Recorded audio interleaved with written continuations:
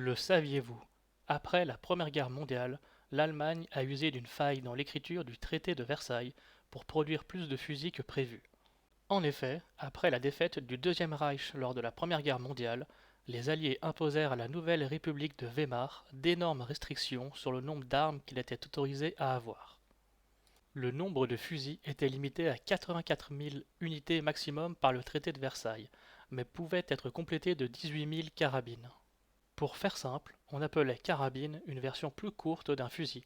Par exemple ici, le fusil Berthier, utilisé par la France durant la Première et Seconde Guerre mondiale, et sa version carabine juste ici.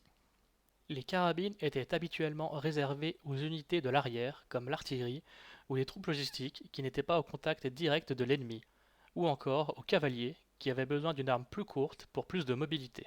Pendant la période de l'entre-deux-guerres, les carabines se retrouvaient souvent aux mains des forces de l'ordre, comme ici avec des gendarmes français armés de carabines Berthier, ou ici avec des policiers de la République de Weimar avec ce qu'il semble être des carabines 98A.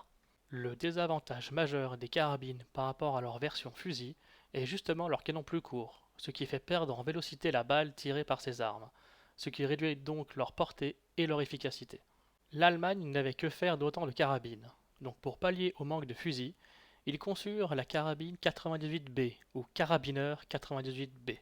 Comme on peut le voir ici, cette soi-disant carabine fait la même longueur que le fusil dont elle est issue, le Gewehr 98, qui était le fusil d'infanterie allemand pendant la Première Guerre mondiale. On peut également voir tout en bas sur cette photo la célèbre carabine 98K qui fut l'arme standard du fantassin allemand pendant la Seconde Guerre mondiale.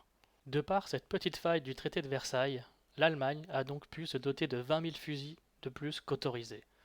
Même si au final, à l'arrivée d'Hitler au pouvoir en 1933, le régime nazi ne respecta bien sûr pas les restrictions imposées,